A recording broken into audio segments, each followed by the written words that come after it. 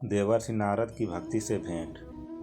सच्चिदानंद स्वरूप भगवान श्री कृष्ण को हम नमस्कार करते हैं, जो भक्ति की उत्पत्ति, स्थिति और विनाश के हेतु तथा आध्यात्मिक, अदैविक और अभौतिक तीनों प्रकार के तापों का नाश करने वाले हैं। जिस समय श्री सुखदेव जी का यज्ञोपित संस्कार भी नहीं हुआ था तथा लौकिक वैदिक कर्मों के अनुष्ठान का अवसर भी नहीं आया था, तभी उन्हें अकेले ही संन्यास लेने के लिए घर से जाते देखकर उनके पिताजी व्यास जी विरह से कतर होकर पुकारने लगे, बेटा बेटा तुम कहाँ जा रहे हो। उस समय वृक्षों ने तन्मय होने के कारण श्री सुखदेव जी की ओर से उत्तर दिया था, ऐसे सर्वभूत हृदय स्वरूप श्री सुखदेव जी मुनि को मैं नमस्कार करता हूँ। एक बार भागवत कथा नृत्य का रसास्वादन करने में कुशल मुनिवर सौनक जी ने नैमिषारण्य क्षेत्र में विराजमान महामति सूत जी को नमस्कार करके उनसे पूछा। सौनक जी बोले, सूत जी, आपका ज्ञान अज्ञानता का कारण को नष्ट करने के लिए करोड़ों सूर्य समान हैं। आप हमारे कानों के लिए रसायन अमृत स्वरूप सर्गर्भित कथा कहिए। भक्ति, ज्ञान और वैराग्य से प्राप्त होने वाले महान विवेक की वृद्धि किस प्रकार होती है तथा वैष्णव लोग किस तरह इस माया मोह से अपने पीछा छुड़ाते हैं। इस घोर कली काल में जीव पराया आसुरी स्वभाव के हो गए हैं। विधित कलेशों से अंकुरित इन जीवों को शुद्ध बनाने का सर्वश्रेष्ठ उपाय क्या है। सूत जी, आप हमें कोई ऐसा स्वास्थ्य साधन बताइए जो सबसे अधिक कल्याणकारी तथा पवित्र करने वालों में भी पवित्र हो तथा जो भगवान श्री कृष्ण की प्राप्ति करा दे। चिंतामणि केवल लौकिक सुख दे सकती है तथा कल्पवृक्ष अधिक से अधिक स्वर्गीय संपत्ति दे सकता है, परंतु गुरुदेव प्रसन्न होकर भगवान का योगी दुर्लभ नित्य वैकुंठ धाम देते हैं। सूत जी ने कहा, सौनक जी, तुम्हारे हृदय में भगवान का प्रेम है, इसलिए मैं विचार कर तुम्हें संपूर्ण सिद्धांतों का निष्कर्ष सुनाता हूँ, जो जन्म मृत्यु के भय का नाश कर देता है, जो भक्ति के प्रवाह को बढ़ाता है और भगवान श्री कृष्ण की प्रसन्नता का प्रधान कारण है। मैं तुम्हें वह साधन बतलाता हूँ, उसे सावधान होकर सुनो। श्री सुखदेव जी ने कलयुग में जीवों के काल रूपी सर्प के मुख का ग्रास होने के शास्त्र का अत्यंत नाश करने के लिए श्रीमद् भागवत शास्त्र का प्रवचन किया है। मन की शुद्धि के लिए इससे बढ़कर कोई साधन नहीं। जब मनुष्य के जन्मांतर का पुण्य उदय होता है, तभी उसे इस भागवत शास्त्र की प्राप्ति होती है। जब सुखदेव जी राजा परीक्षित को यह कथा सुनाने के लिए सभा में विराजमान हुए, तब देवता लोग उनके पास अमृत का कलश लेकर आए। देवता अपना काम बनाने में बड़े कुशल होते हैं, अतः यहाँ भी सबने सुखदेव मुनि को नमस्कार करके कहा, आप यह अमृत लेकर बदले में हमें कथामृत का दान दीजिए। इस प्रकार परस्पर विनिमय होकर जाने पर राजा परीक्षित अमृत का पान करें और हम सब श्रीमद् भागवत स्वरूप अमृत का पान करेंगे। इस संसार में कहाँ कांच और कहाँ महामूल्य मणि तथा कहाँ सुधा और कहाँ कथा। श्री सुखदेव जी ने उस समय देवताओं की हंसी उड़ा दी। उन्हें भक्ति शून्य जानकर कथा मृत का दान नहीं किया। इस समय इस प्रकार यह श्रीमद् भागवत कथा की देवताओं को भी दुर्लभ है। पूर्व काल में श्री भागवत के श्रवण से ही राजा परीक्षित की मुक्ति देखकर ब्रह्मा जी को भी बड़ा आश्चर्य हुआ था। उन्होंने सत्यलोक तराजू बांधकर सब साधनों को तौला अन्य सभी साधन तौल में हल्के पड़ गए। अपने महत्व के कारण भगवत ही सबसे भारी रहा। यह देखकर सभी ऋषियों को बड़ा विस्मय हुआ। उन्होंने कलयुग में इस भागवत शास्त्र को ही पढ़ने सुनने से तत्काल मोक्ष देने वाला निश्चय किया। सप्ताह विधि से श्रवण करने पर यह निश्चय भक्ति प्रदान करता है। पूर्व काल में इसे दयापरायण सनकादि ऋषि देवर्षि नारद को सुनाया था। यद्यपि देवर्षि ने पहले ब्रह्मा जी के मुख से इसे श्रवण किया था, तथापि सप्ताह श्रवण की विधि तो उन्हें सनकादि ने ही बताई थी। सनक जी ने पूछा, संसारिक प्रवचन मुक्त एवं विचारशील नारद जी का सनकादि के साथ संयोग कहाँ हुआ और विधि विधान के श्रवण में उनकी प्रीति कैसे हुई? सूत जी ने कहा, अब मैं तुम्हें वह भक्तिपूर्वक कथानक सुनाता हूँ जो श्री सुखदेव जी ने मुझे अपना अनन्य शिष्य जानकर एकांत में सुनाया था। एक दिन विशालापुरी में वे चारों निर्मल ऋषि सत्संग के लिए आए। वहाँ उन्होंने नारद जी को देखा। सनकादि ने पूछा, ब्राह्मण, आपका मुख उदास क्यों हो रहा है? आप चिंतातुर कैसे हैं? इतनी जल्दी आप कहाँ जा रहे हैं और आपका आगमन कहाँ से हो रहा है? इस समय तो आप उस पुरुष के समान व्याकुल जान पड़ते हैं जिसका सारा धन लुट गया हो। आप जैसे आसक्ति रहित पुरुषों के लिए यह उचित नहीं है। इसका कारण बताइए। नारद जी ने कहा, मैं सर्वोत्तम लोक समझकर पृथ्वी पर आया था। यहाँ पुष्कर, प्रयाग, काशी, गोदावरी, हरिद्वार, कुरुक्षेत्र, श्रीरंग और सेतुबंध आदि कई तीर्थों में मैं इधर उधर विचरता रहा, किंतु मुझे कहीं भी मन को संतोष देने वाली शांति नहीं मिली। इस समय अधर्म के सहायक कलियुग ने सारी पृथ्वी को पीड़ित कर रखा है। अब यहाँ सत्य, तप, शौच, दया, दान आदि कुछ भी नहीं है। बेचारे जीव केवल अपना पेट पालने में लगे हुए हैं। वे असत्य भावी, आलसी, मंद बुद्धि, भाग्यहीन, उपद्रवग्रस्त हो गए हैं। जो साधु संत कहे जाते हैं वे पूरे पाखंडी हो गए हैं। देखने में तो वे विरक्त हैं, किंतु स्त्री, धन आदि सभी का परिग्रह करते हैं। घरों में स्त्रियों का राज्य है। साले सलाहकार बने हुए हैं। लोभ से लोग कन्या विक्रय करते हैं और स्त्री पुरुषों में कलह मचा रहा है। महात्माओं के आश्रम, तीर्थ और नदियों पर यवनों का अधिकार हो गया है। उन दुष्टों ने बहुत से देवालय भी नष्ट कर दिए हैं। इस समय का यहाँ ना कोई योगी है, ना सिद्ध है, न ज्ञानी है और न सत्कर्म करने वाला ही है। सारे साधन इस समय कली रूप दावानल से जलकर भस्म हो गए हैं। इस कलयुग में सभी देशवासी बाजारों में अन्न बेचने लगे हैं।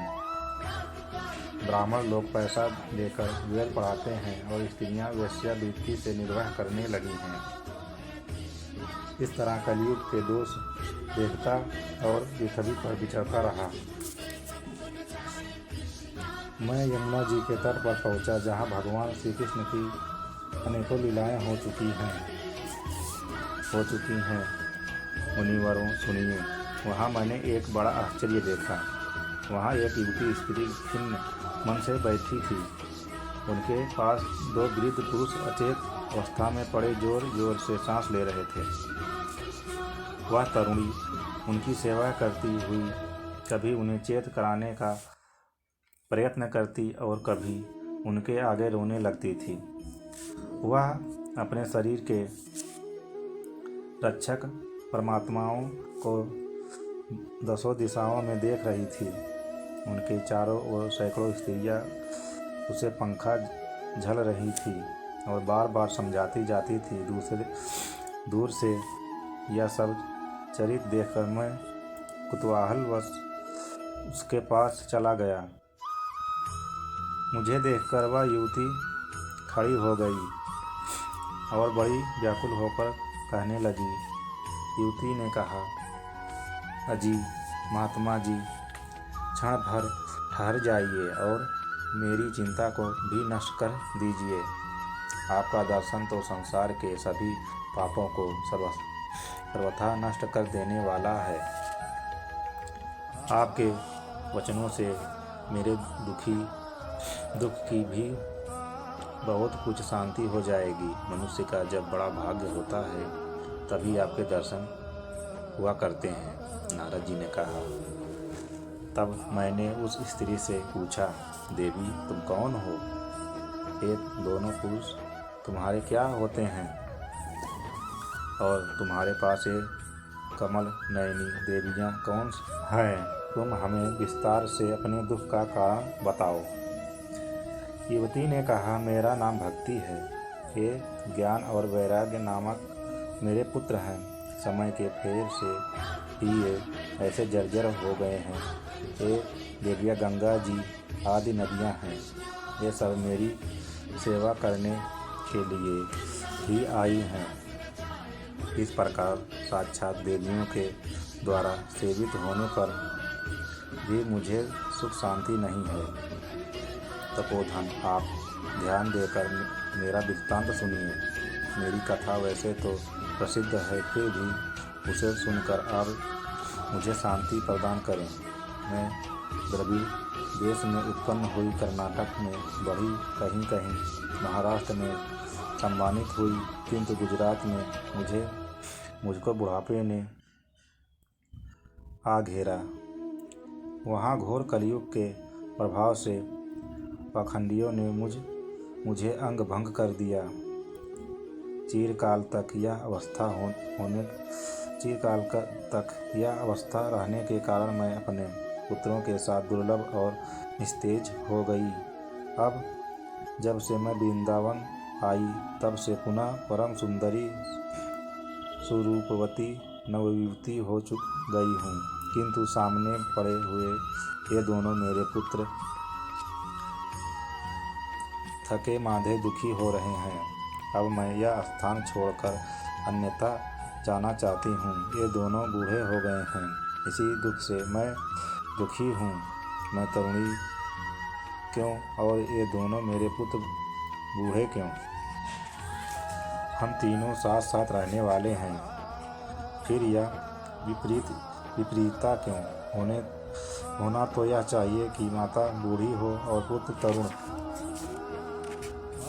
इसी से मैं आश्चर्यचकित चित्त से अपनी इस अवस्था पर शोक करती हूँ। आप परम बुद्धिमान एवं योग निधि हैं, इसका क्या कारण हो सकता है, बताइए। नारद जी ने कहा, स्वधि, मैं अपने हृदय में ज्ञान दृष्टि से तुम्हारे संपूर्ण दुख का कारण देखता हूँ। तुम्हें विशद नहीं करना चाहिए, श्री हरि तुम्हारा कल्याण करेंगे। सूत जी ने कहा, मुनिवर, नारद जी ने एक क्षण में ही उसका कारण जानकर कहा। नारद जी ने कहा, देवी सावधान होकर सुनो, यह तरुण कलयुग है। इसी से इस समय सदाचार, योग मार्ग और तप आदि सभी लुप्त हो गए हैं। लोग सत्ता और दुष्कर्म में लगकर अघासुर बन रहे हैं। संसार में जहाँ देखो वहीं तत्पुरुष दुख से लाल और दुष्ट सुखी हो रहा है। इस समय जिस बुद्धिमान पुरुष का धैर्य बन रहे वहीं बड़ा ज्ञानी यह पंडित है।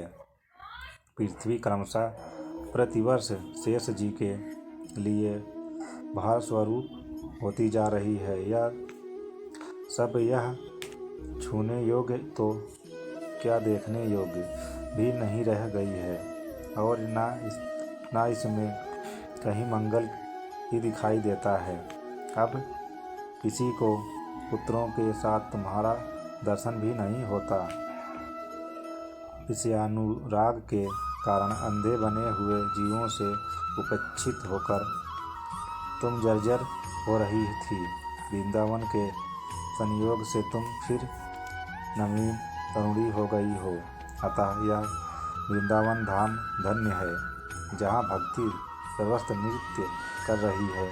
परंतु तुम्हारे इन दोनों पुत्रों का यहाँ कोई ग्राहक नहीं है, इसलिए इनका बुढ़ापा नहीं छूट रहा है। यहाँ इनको कुछ आत्मसुख की प्राप्ति होने के कारण एक सोते से जान पड़ते हैं।